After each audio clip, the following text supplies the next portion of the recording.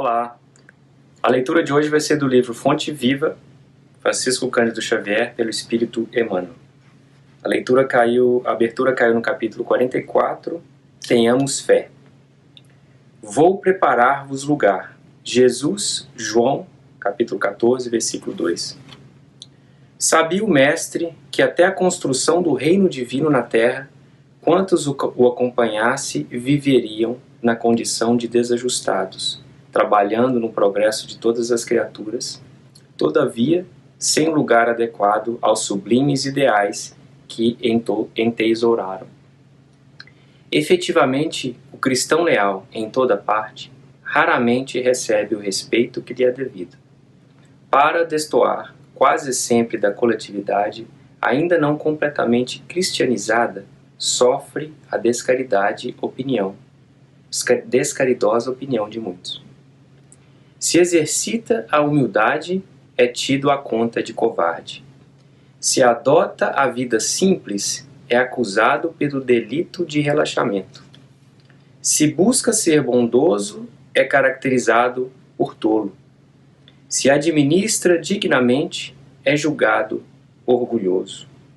Se obedece quanto é justo, é considerado servil. Se usa a tolerância, é visto por incompetente. Se mobiliza a energia, é conhecido por cruel. Se trabalha devotado, é interpretado por vaidoso. Se procura melhorar-se, assumindo a responsabilidade, no esforço intensivo das boas obras ou das preleções consoladoras, é indicado por fingido. Se tentar ajudar ao próximo, abeirando-se da multidão, com seus gestos de bondade espontânea, muitas vezes é taxado de personalista e oportunista, atento aos interesses próprios. Apesar de semelhantes conflitos, porém, prossigamos, agindo e servindo em nome do Senhor. Reconhecendo que o domicílio de seus seguidores não se ergue sobre o chão do mundo, prometeu Jesus que lhes prepararia lugar na vida mais alta. Continuemos, pois, trabalhando com duplicado fervor na sementeira do bem, à maneira de servidores provisoriamente distanciados do verdadeiro lar.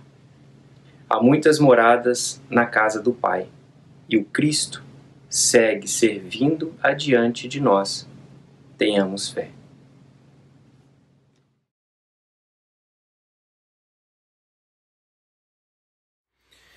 Meus queridos irmãos, sejam muito bem-vindos ao estudo de hoje, esse nosso encontro virtual, por conta ainda da pandemia, dessa oportunidade que Deus nos deu de uma melhor compreensão do mundo, de estabelecimento das nossas prioridades.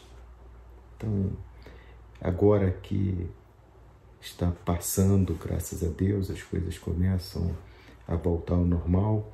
Daqui a pouco teremos oportunidade de estarmos juntos novamente, mas hoje ainda teremos esse nosso encontro virtual.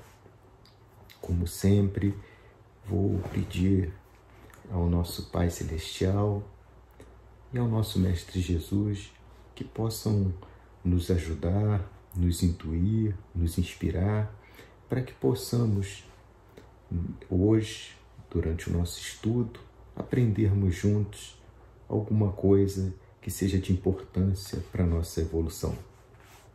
O nosso tema de hoje é bem interessante, pois todos nós, com certeza, vivenciamos de alguma forma o assunto de hoje. O tema seria Nossos Filhos são Espíritos, baseado em um livro de mesmo nome, mas também, é claro, no Evangelho de Jesus, na nossa codificação espírita. O objetivo é compreendermos melhor essa situação de pais e filhos. Então, vamos ao nosso estudo de hoje. vamos iniciar com uma história sobre o Ramayana hindu.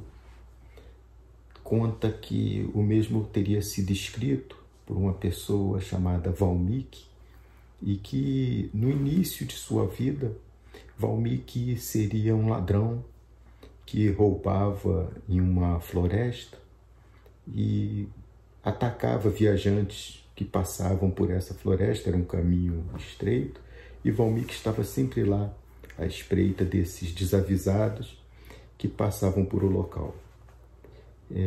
Certa feita, quando ele viu uma pessoa se aproximando, resolveu que roubaria aquela pessoa. E ele ficava sobre um galho de uma árvore, e quando a pessoa passava, ele pulava sobre essa pessoa. Conta a história que esse senhor, especificamente, que Valmiki decidiu roubar, quando passava embaixo da direção de onde ele estava na árvore, ele pula da árvore, mas ele fica suspenso no alto. Ele não chega até essa pessoa. E ele fica impressionado com aquilo. Como é que ele pode estar suspenso ali, não está conseguindo prender, roubar essa pessoa que ele queria? E essa pessoa fala para ele: olha, na realidade você não conseguiu me roubar porque eu sou um mestre e eu tenho muito a lhe ensinar. E ele, a princípio, na cabeça dele, poxa, se eu tiver esse poder, eu vou conseguir roubar muito mais do que eu roubo hoje, simplesmente. Então eu vou ouvir essa pessoa. E ele decide ouvir esse mestre. E o mestre consegue ensiná-lo inúmeras coisas, e ele começa a se interessar pelos ensinamentos, pela doutrina que o mestre ensina. Só que em determinado ponto do treinamento, dos ensinamentos, o mestre fala para ele: olha, agora você vai ter que sair daqui, você vai ter que fazer uma prática no mundo das coisas que eu lhe ensinei, e quando você estiver pronto, você vai me encontrar novamente. Eu vou voltar para você quando você estiver pronto, no seu treinamento, nessa sua fase de treinamento. E eis que Valmiki vai ao mundo e durante muitos anos fica treinando, estudando o que o mestre teria ensinado para ele. Só que um dia ele resolve voltar à floresta onde ele roubava, e logo na chegada dele ele vê uma menina, uma senhora que vinha caminhando, e logo atrás dela um jovem que ele percebe, né, claro, fez isso a vida toda, ou grande parte da vida dele, que iria roubá-la. E aí ele decide que vai ajudar essa mulher a não ser roubada, e ele se aproxima e consegue se atracar com o jovem e começa a brigar com ele. Só que esse jovem tinha uma faca. Ele, durante a luta, consegue dominar esse jovem e acidentalmente ele esfaqueia esse jovem.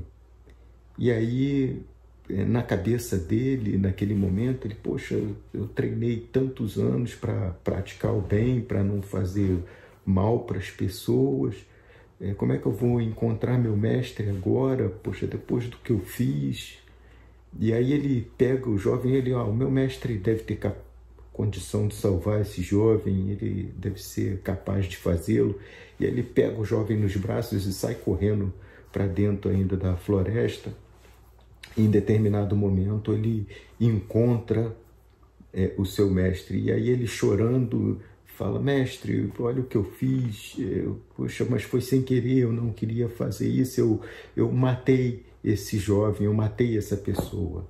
E aí o mestre fala com ele: olha, preste atenção, olha para o rosto dele, olha para a pessoa. E aí quando ele olha para a pessoa que ele teria matado, ele percebe que era ele.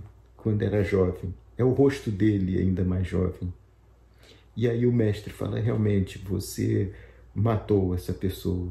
Você matou este criminoso que tinha dentro de você. Você terminou o seu treinamento. Hoje você é uma nova pessoa. A gente começa com essa história porque, na realidade, o nosso tema hoje tem a ver com ela. Tem a ver no sentido espiritual, pois nós viemos ao mundo com essa missão de nos tornarmos pessoas melhores, como Jesus tentou nos explicar, tentou nos ensinar, de fazer o bem ao próximo, de adorarmos a Deus sobre todas as coisas. E, de certa forma, foi o que o mestre de Valmiki tentou mostrar para ele. Logo depois disso, Valmiki teria escrito o Ramayana hindu e outras obras que na Índia são muito famosas até hoje.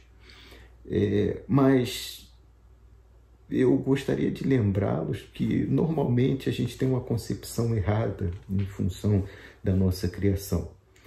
Normalmente a gente acha que tem um espírito. Se você acha isso, você está enganado. Você não tem um espírito. Como assim? Sim, você não tem um espírito. Você é um espírito. Nós confundimos, achamos que nós somos um corpo dotado de espírito, e é justamente ao contrário. Nós somos um espírito dotado de um corpo temporariamente.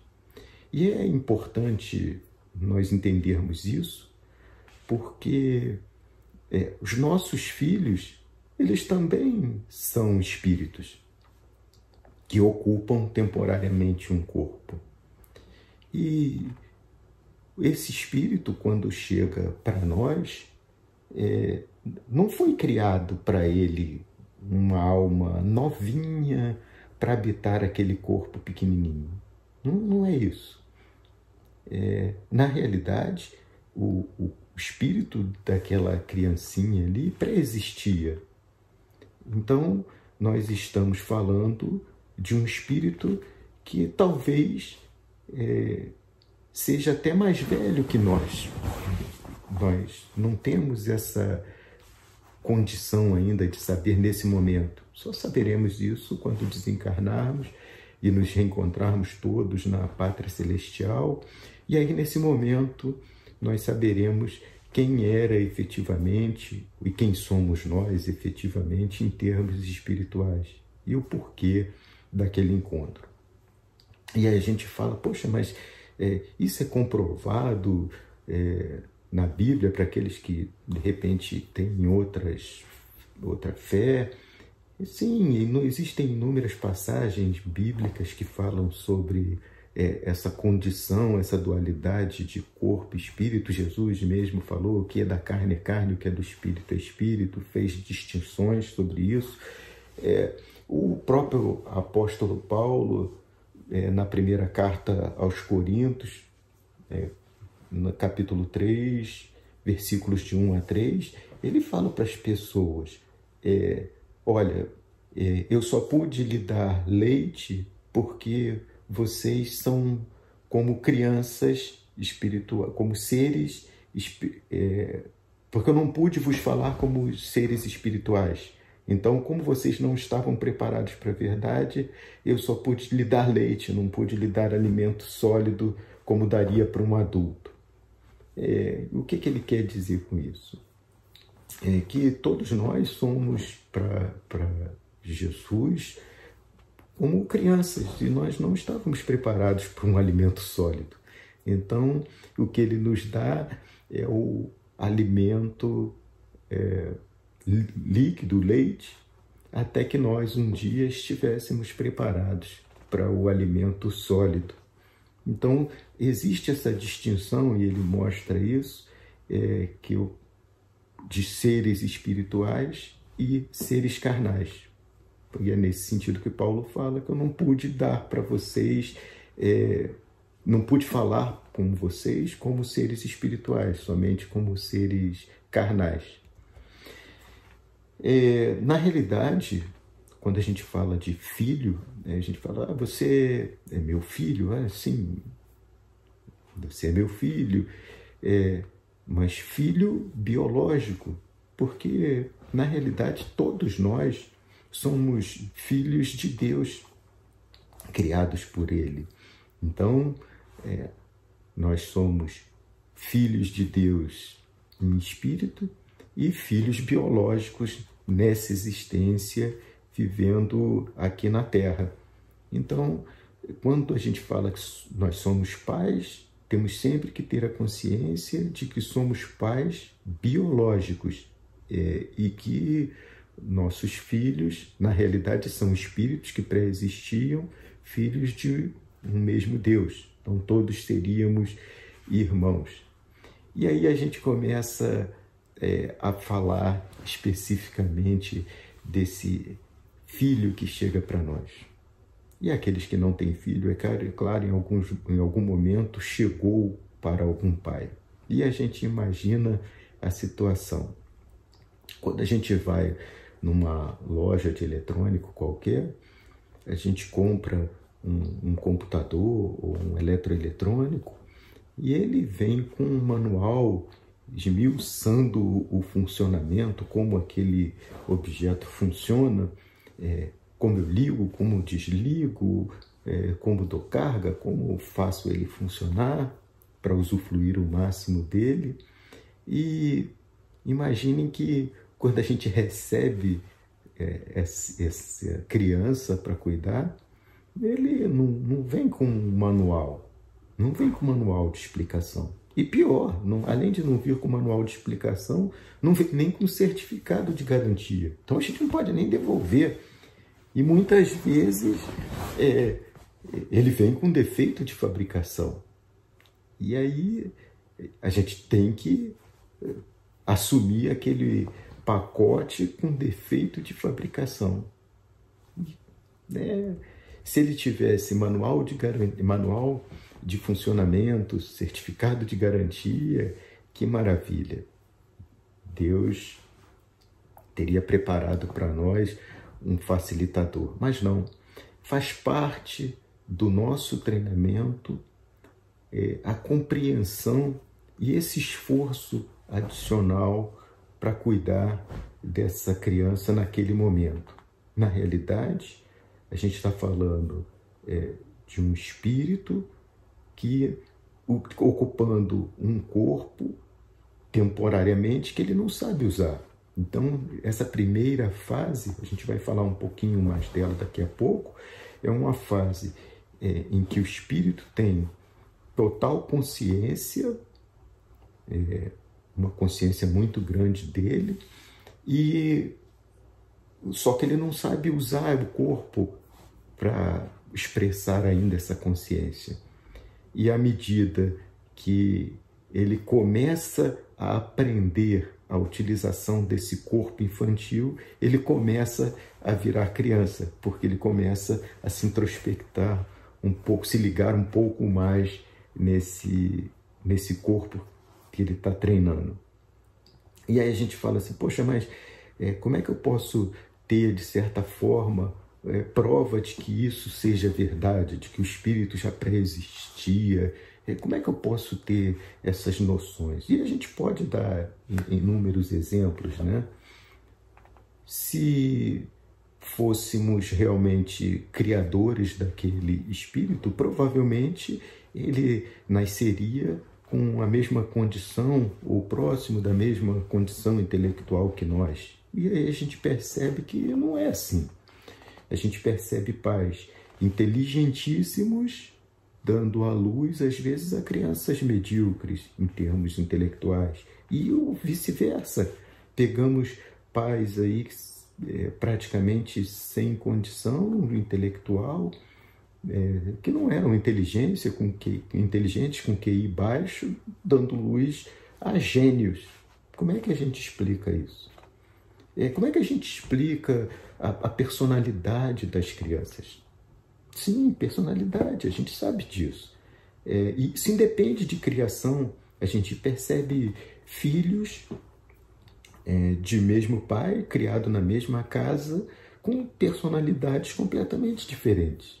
Como é que a gente explica essa personalidade infantil se ele foi criado pelo mesmo pai, pela mesma mãe, e ter características tão diferentes? Como é que a gente explica isso? Gêmeos, às vezes gêmeos, a gente está falando de gêmeos, e às vezes gêmeos, inclusive, univitelinos, ou seja, têm o mesmo gene, e às vezes são crianças completamente diferentes. Isso serve para mostrar que, na realidade, esse corpo físico independe do espírito que está ocupando ele. Isso, para mim, é uma grande prova. Eu, por exemplo, não conseguia explicar, é claro, antes de conhecer a doutrina que eu frequento hoje, eu não conseguia explicar, por exemplo, a justiça divina em permitir que viesse ao mundo uma criança com uma sequela grave. Poxa, se Deus é Pai, gosta, nos ama igualmente, como permitir vir ao mundo uma criança com uma sequela grave? Um problema mental, um problema físico para vir sofrer no mundo? Como explicar isso? Por que ele permitia que pessoas nasçam de pais já milionários e outras pessoas nascendo de pais pobres? Por que Deus permitiria essas diferenças? Qual a finalidade disso? E eu não conseguia compreender essas coisas. E a gente só começa a compreender quando a gente aceita a pré-existência do espírito e a sua reencarnação posterior.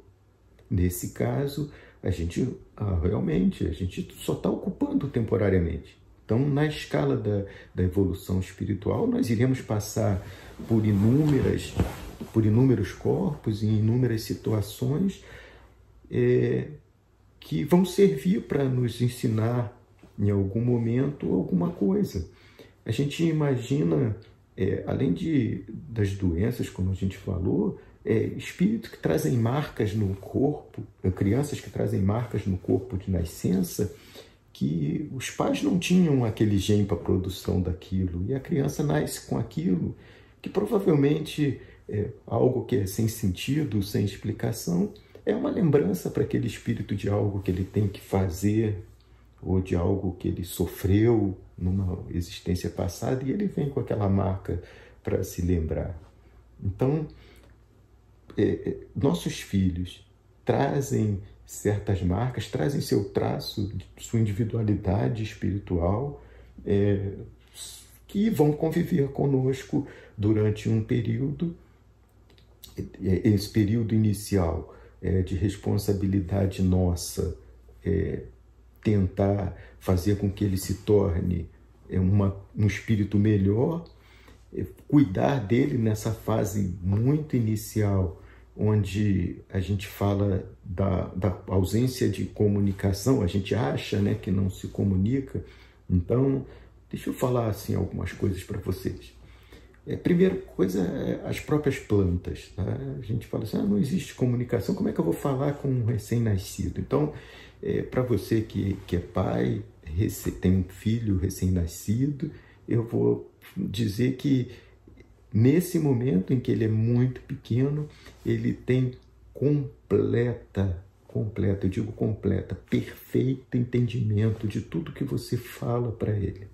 Sim, é verdade. E como é que a gente prova isso? Eu vou mostrar para vocês em algumas situações. Existe, por exemplo, na natureza, alguns testes que foram feitos por cientistas. Eu vou citar aqui um nome que eu me lembro bem, que é o do Masaru Emoto.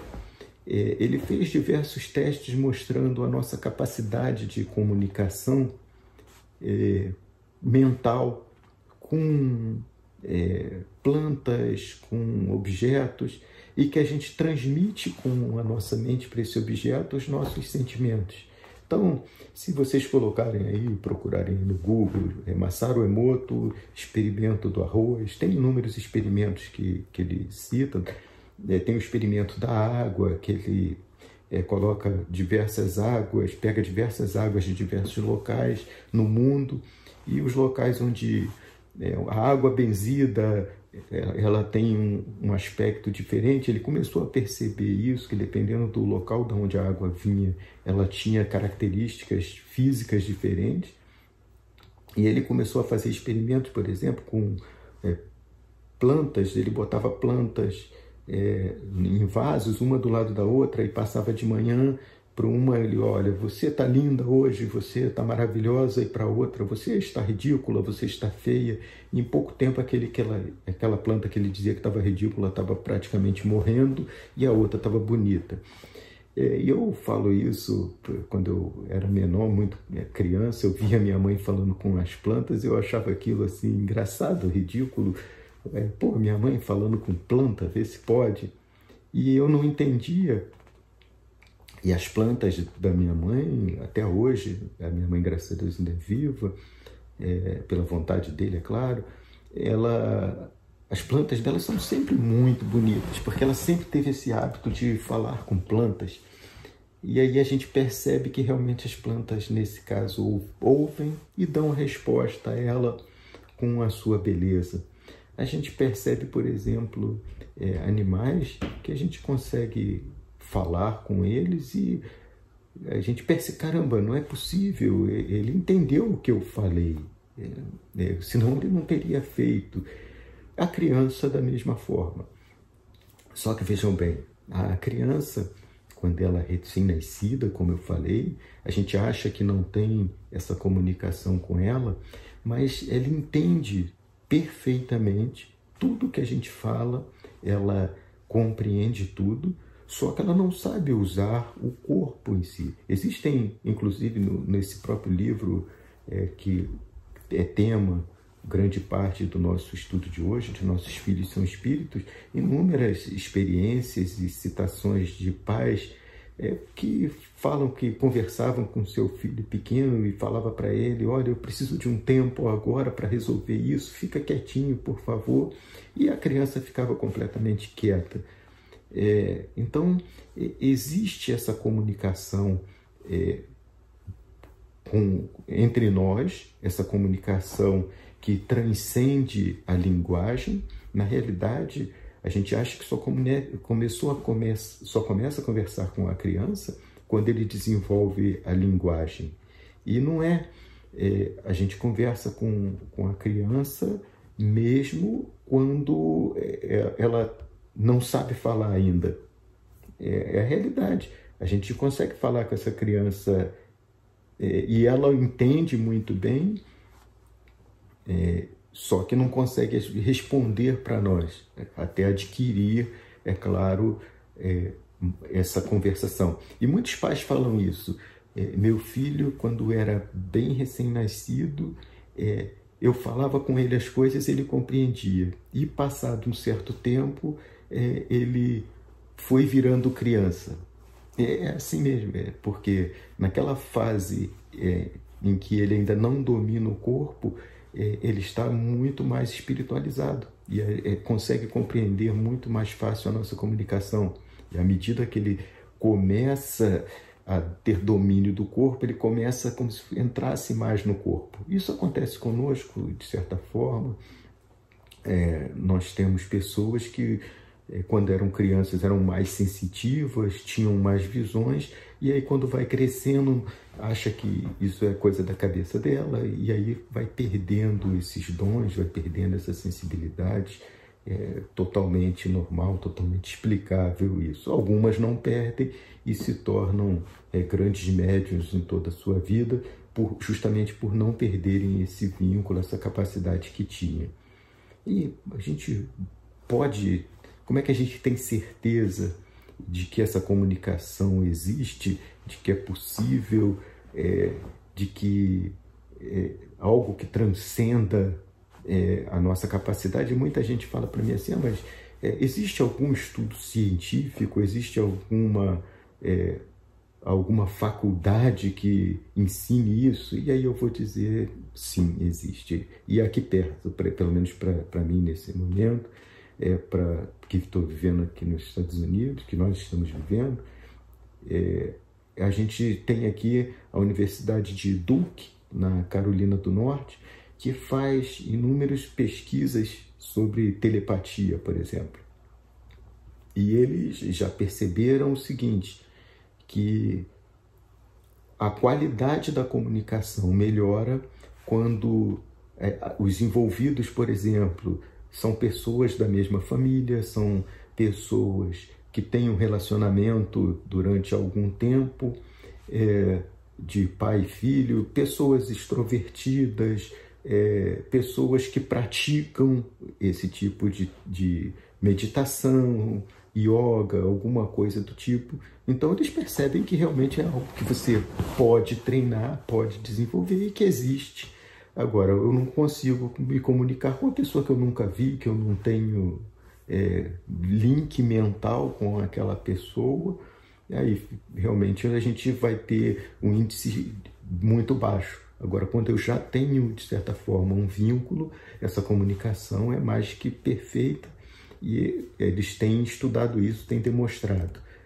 Agora, por que esse filho veio para mim? Por que especificamente ele? O que acontece para esse filho vir? A gente vai falar assim, foi ao acaso? Não, nada acontece ao acaso.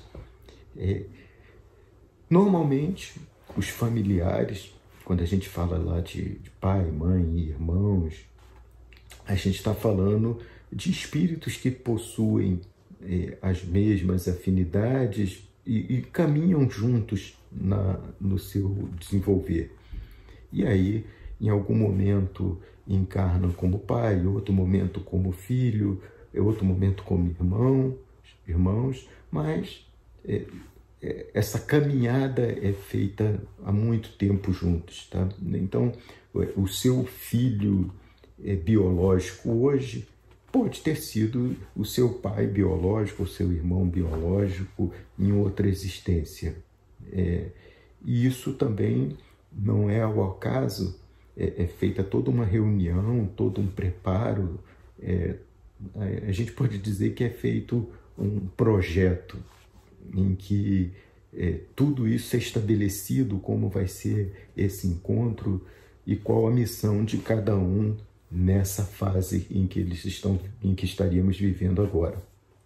Então você tem uma responsabilidade muito grande para com esse seu filho nesse momento, já que você veio primeiro, e ele posteriormente vai ter com você. Mas existem outros casos também. Não existe só essa situação em que a gente tem afinidade espiritual, que a gente caminha juntos. Existem, é claro, também aqueles casos de pessoas que estão vindo para nós que às vezes eram grandes inimigos no passado. E a gente tem que se tornar amigos, tem que compreender um ao outro. E aí vem como filho, cuja responsabilidade nossa é muito grande. E às vezes a gente não compreende por que a gente tem esse problema especificamente com esse filho que é tão rebelde em relação aos demais.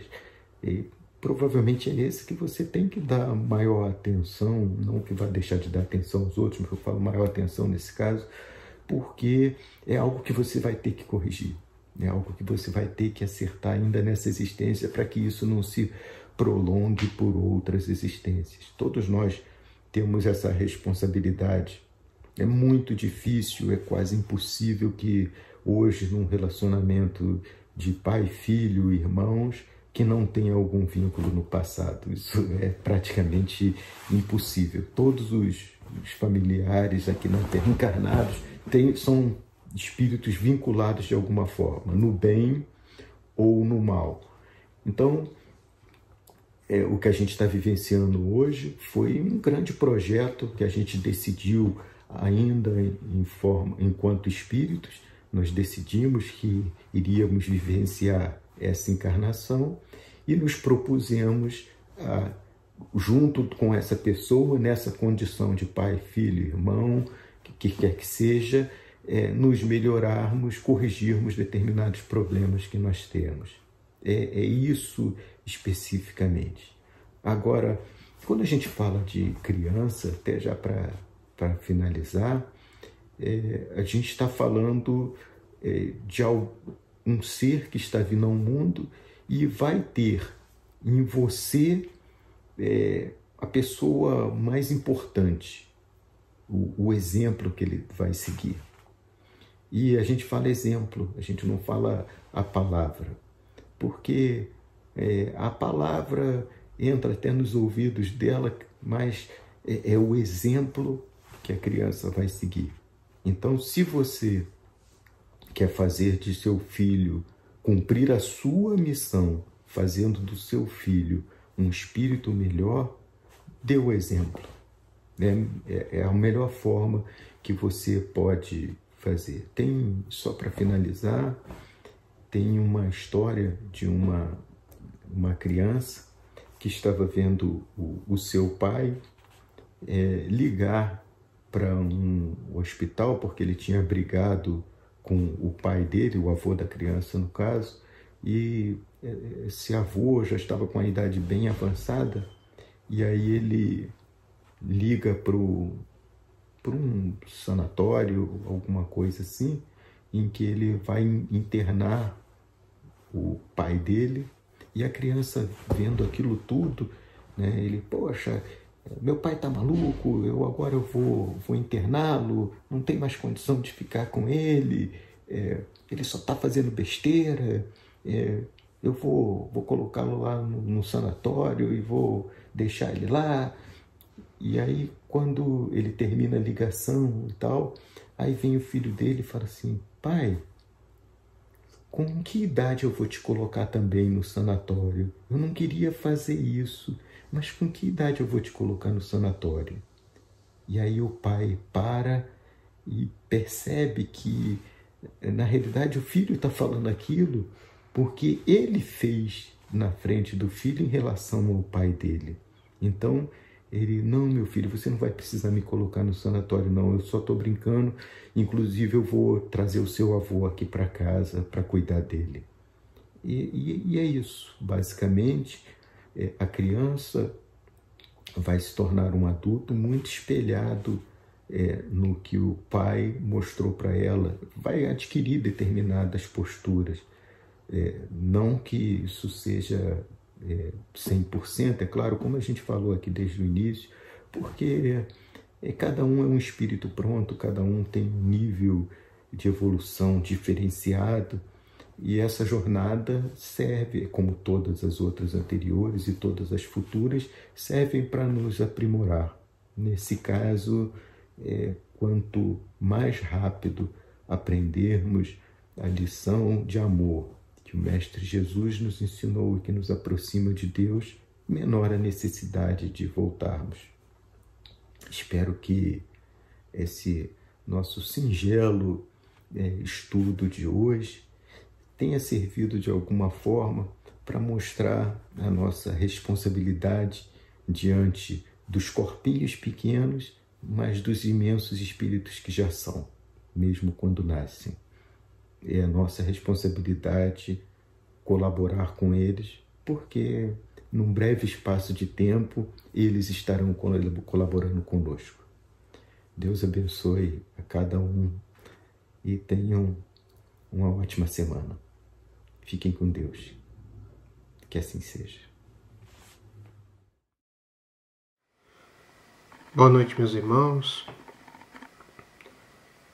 Vamos agora fechar os nossos olhos, sentir a presença de Jesus,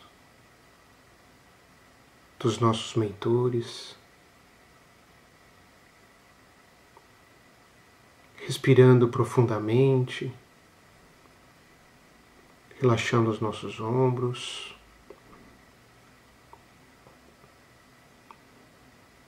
sentindo o amor de Jesus enchendo os nossos corações e as nossas mentes, agradecendo por essa oportunidade bendita e aproveitando o momento, vibrando para os nossos lares, vibrando para a nossa cidade, nosso estado, nosso país e o mundo inteiro iluminado. O mundo inteiro iluminado pela luz de Jesus.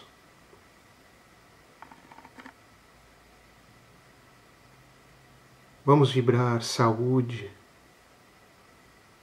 vamos vibrar amor, a união entre os povos, a união entre os espíritos. Que no mundo só haja o amor. Amor entre os irmãos, filhos de Deus. Que possamos encher os nossos lares dessa luz amorosa do Divino Mestre.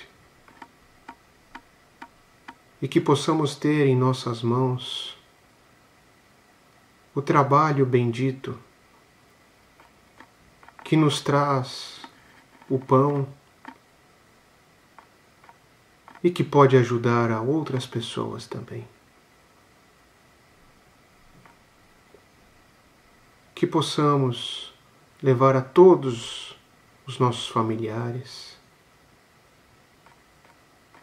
que tenhamos uma excelente semana até o nosso próximo encontro. Que Deus nos abençoe, nos ilumine hoje e sempre. Graças a Deus.